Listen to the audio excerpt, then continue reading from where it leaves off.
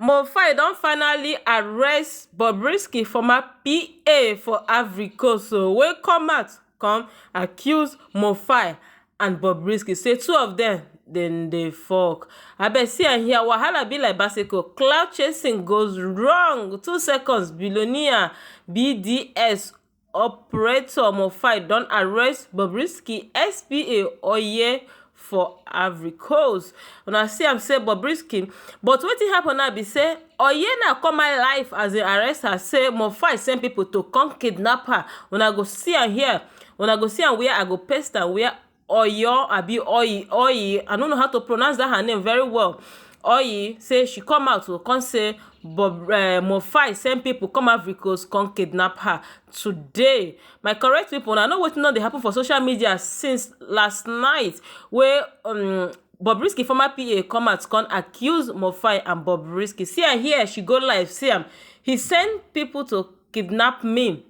So because of this matter, where she come, person ask her question for Q&A, is it true Bob is fucking Mofai? Now she can't say they are dating before. It comes from his own mouth. They were dating 100%. That means she did very sure say Bob and Mofai then get something together. Say na Bobrisky tell am. But meanwhile, Mofai don't come out to come debunk the rumor. Even Bobrisky they don't come out to then do live video with Daddy Freeze, where Mofai come they defend himself for saying him and Bobrisky they no get anything. They be only friends. Say the only time when you don't see Bobrisky for entire life now 2 times. Number 1 time now when Ingo Bobrisky has after when he get EFCC problem. And another time now for Bobrisky birthday, even for the birthday, he still get buzz. When they try collect woman number, the thing come out online. No? So my correct people. So now Mofai and Mofai don't come out. So they even ask Oye, Bobrisky, former PA, for that yesterday night because me I don't online. They tell her say make she come debug the rumor after she post that in bloggers carry and scatter everywhere for social media. The girl say she no go debunk am, no, even come go delete all her picture for her page, not just delete them, even block Mofai according to Mofai, because Mofai come out come show us say the girl don't delete all in pictures and everything, even when he send her DMs. So the girl say no be her fault, say na Bobrisky, say na wetin Bobrisky tell her more. So Mofai dey para today, no be small thing, no, say no go take am lightly with Oye, I be waiting. Say no go take her lightly with her, saying go must deal with her, saying go take her to court.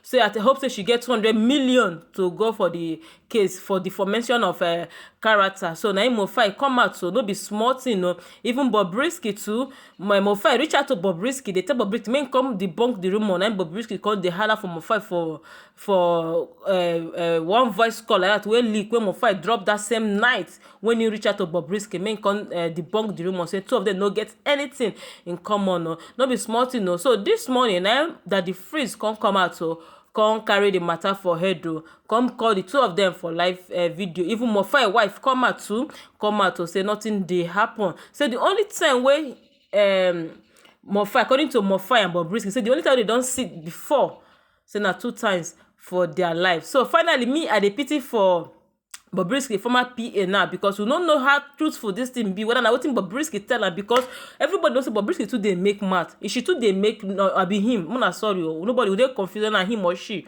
Say him too dey make, nobody know whether na wetin Bobrisky tell this girl, where this girl come for social media come talk yesterday, or no be, or she just won't come cloud chase as everybody they cloud chase these days now, because na cloud chasing na him land Bobrisky for this trouble. So nobody know, but na only Baba Godey na him know everything. But they pity for her, because right now as we dey talk, they don't arrest her for Ivory Coast, and she dey claim say na kidnap, but all of us know say they don't arrest her. Say she dey police station right now for Ivory Coast, and according to Mofai say go carry am go court. So make we pray for her, make she come out. But if I were her that yesterday when Mofai come out, whether not true or not be true, I know who Mofai be. Mofai na very big name, not be small name for the we country.